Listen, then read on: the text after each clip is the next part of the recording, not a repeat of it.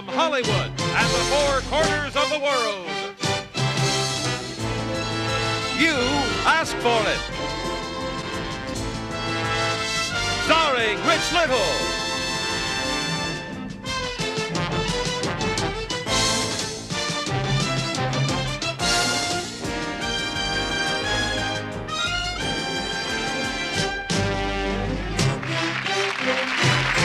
The star of You Asked For It, Rich Little.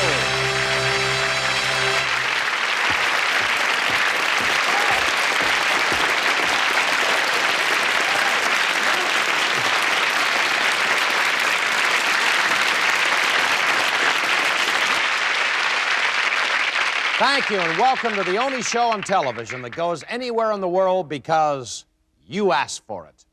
Tonight, a school of piranhas more deadly than a killer shark. From Africa, umbrellas so royal that only kings can use them. From Japan, the craziest bicycles you ever saw, and much more. First, the most deadly fish in the world is only 6 inches long. It's the piranha, the South American meat-eater. And it lives in the Amazon River and seldom grows longer than 12 inches. But its sharp teeth and strong jaws can reduce man or animal to a skeleton in minutes. Jack Smith takes us underwater to see a bloody piranha attack because Yvonne McCulloch of Elkhart, Indiana, you asked for it. South America's Amazon River is legendary. Its muddy waters and the lush jungle lining its banks conceal sudden death in 1,000 different varieties. But if the Amazon has become notorious for its deadly nature, then it deserves at least equal fame for the rich profusion of life it also supports. No place on Earth is home to a larger variety of exotic animal life.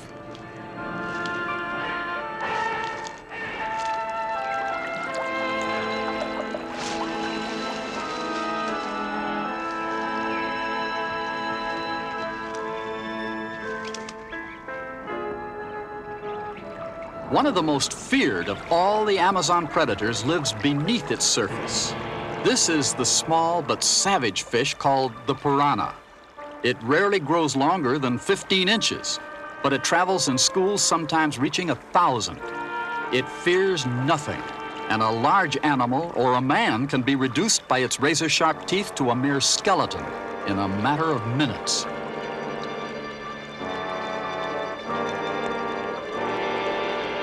Piranha usually feed on other fish, but foul and sluggish water may result in a shortage of the usual food supply. Some experts believe that this shortage of customary food causes them to attack animals many times their size. One thing the experts do agree on: when the piranha attack, the battle is one-sided and very, very short. The capybara is a good swimmer, but this one might as well have jumped into a pool of sharks. Too late, the unlucky animal realizes it's not alone.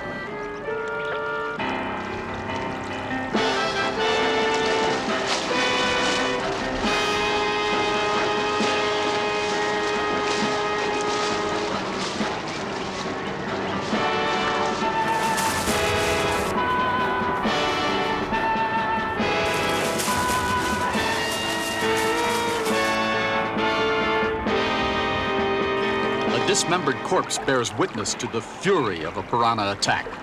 A secret shared by the mysterious Amazon because you asked for it.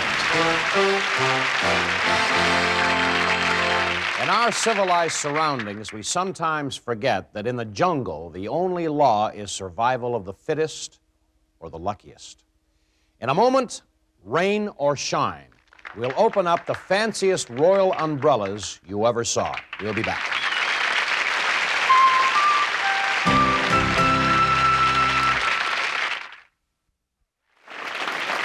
And now back to Rich Little. How can you tell a king from a commoner? Well, in Ghana, on the Gold Coast of West Africa, you can tell a king by his umbrella. No proper chief will be caught dead in public without one. In other words, don't leave the jungle without one. And so, for a bounty of bumble shooters, our Tony Thomas takes us to Kumasi in Ghana because Becky Gomez of Garden Grove, California, you asked for it.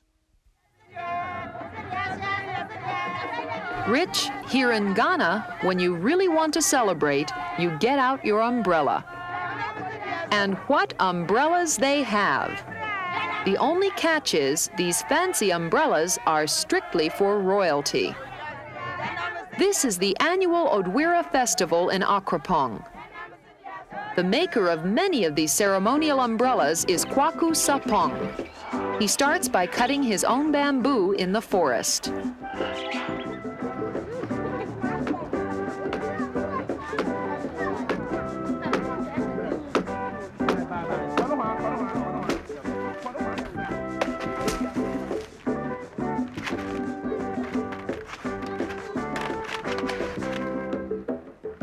Kwaku works entirely with hand tools, splitting and trimming the bamboo himself. There is a great demand for his services because rain or shine, the umbrellas come out.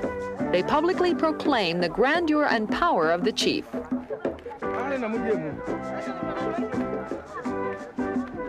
Kwaku makes many sizes of umbrellas. The bigger the umbrella, the more important the chief. A few chiefs even have double-deckers.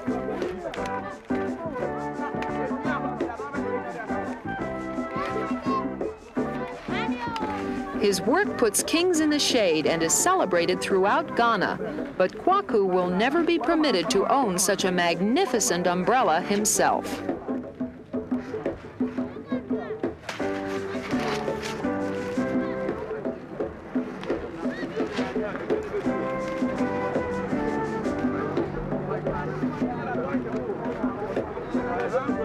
Brocades and cloths of colorful pattern form the covering and the wide flounce of each umbrella.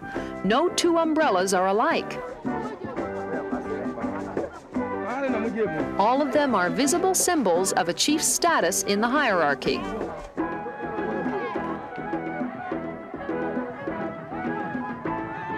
Of course, no chief ever carries his own umbrella. There are bearers for that. From Ghana, the umbrella capital of the world, because you asked for it. This is how it goes down. I don't need an umbrella when I'm around sports people. Everybody knows who the king is. Well, from one king to another, we go now to the king of announcers, Mr. Jack Smith. Thank you, my friend. You know, I never saw a circus that I didn't like, and one of the most remarkable in the entire world is the Grand Circus of Moscow in Russia. Well, in the 1950s, we brought the United States the first look at that circus. And here again are some of the most fabulous animal acts ever performed. The Grand Circus of Moscow. First, the Cossacks of the Moscow Circus in authentic national costume. The Cossacks were originally warriors, noted for their brilliant horsemanship. They formed a greater part of the Tsar cavalry, but were banished after the Communist Revolution. But since then, they have regained many of their rights. And now, a dazzling series of mounts and dismounts. He saves the most dangerous for last, a flip under the neck of the horse. Now the one girl in their troupe, star equestrian Lotia Kajadeva. She hangs by her feet at a dead gallop. Now watch as she grabs the stake.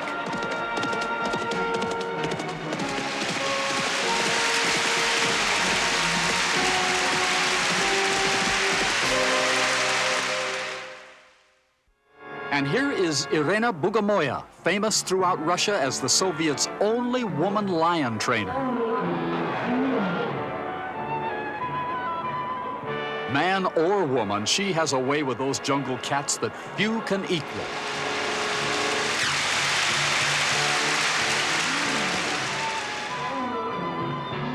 You can never be certain what might happen when you tease one of these creatures. One swipe of that huge paw could mean death. But under her iron will, they perform to perfection.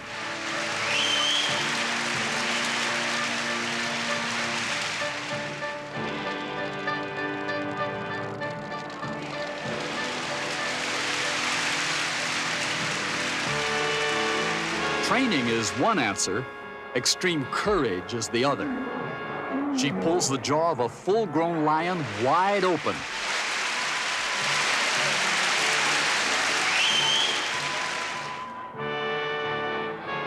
Like cuddling a kitten. She does this every day here at the permanent winter home of the circus in Moscow. But this part of Irena's act has never been seen before. We're looking at a first, a lion on ponyback.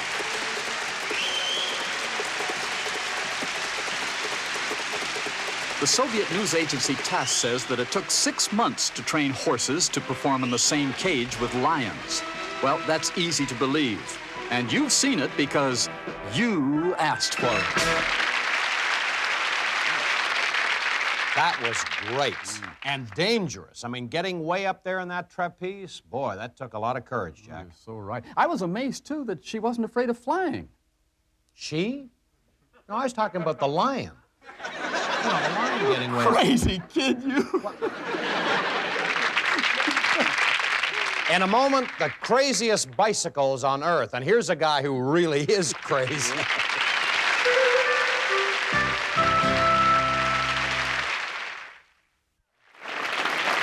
And now back to Rich Little. You've heard of a bicycle built for two, but this is ridiculous. Well, they don't think so in Japan. The Japanese are crazy about bicycles. And in this next piece, you can see just how crazy. You'll see a collection of bizarre bikes so wacky that they look like rejects from an insane asylum. So Jack Kroc of Fairfield, New Jersey, our Tony Thomas has the story for you because you asked for it.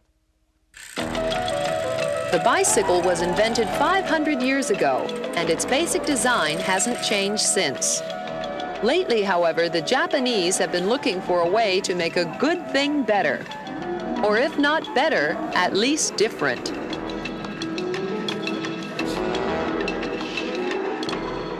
At Tokyo's annual bicycle fair, both amateur and professional inventors have a chance to show their ingenuity.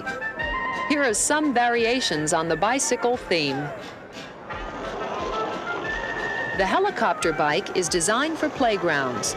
It gives children the feeling of flight without ever leaving the ground.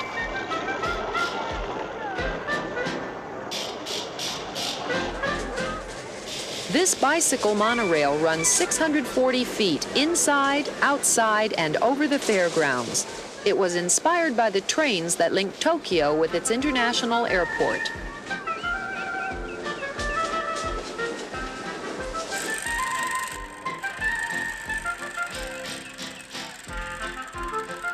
But enough of the practical side of the show. Let's see what happens when the inventor's imagination runs wild.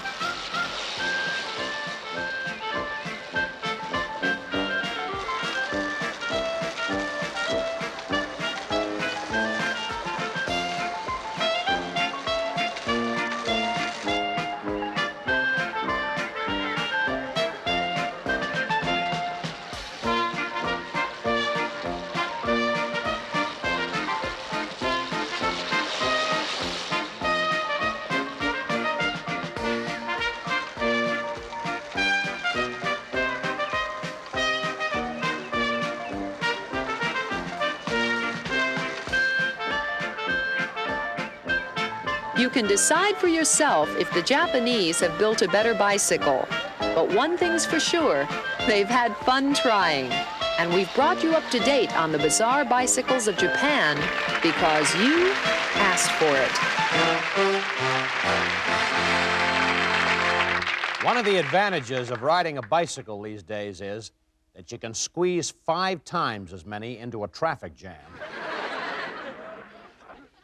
Amsterdam, Holland. 1941. The girl is 12-year-old Anne Frank. She and her family are hiding from the Nazis. Before the war ends, Adolf Hitler and his Nazi party will be responsible for the deaths of millions of Europeans, Russians, and Americans.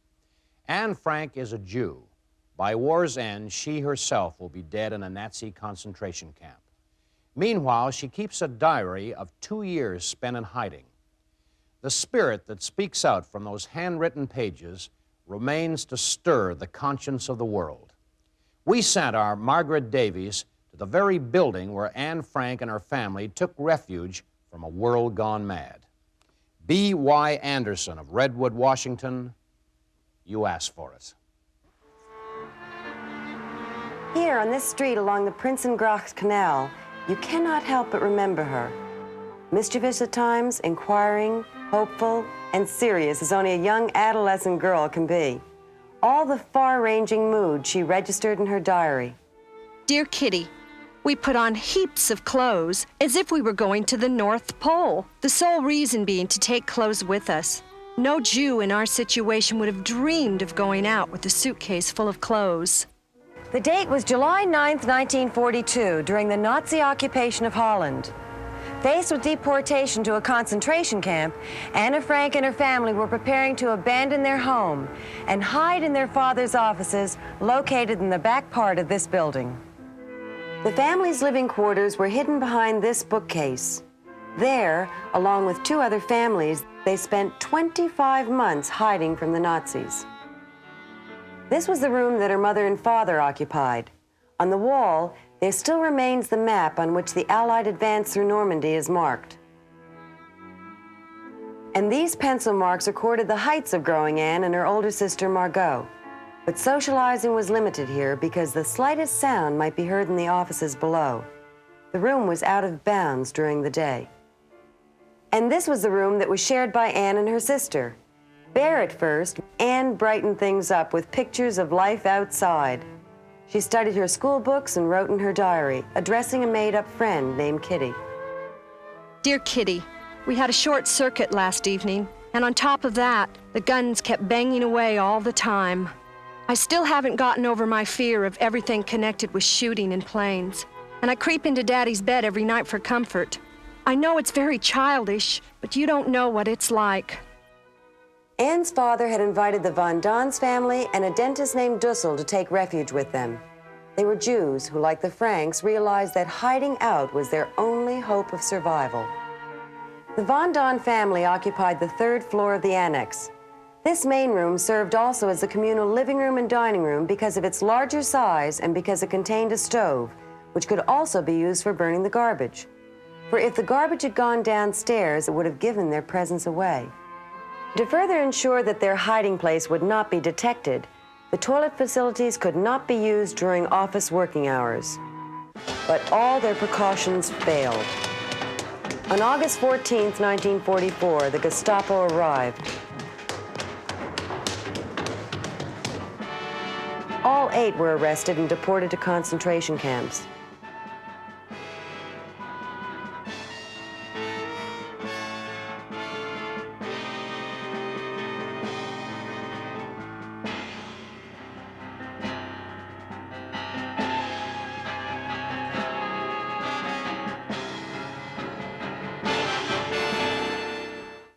Anne died at the Belsen concentration camp, and her death had come only 7 weeks before the liberation of Holland. She was only 15.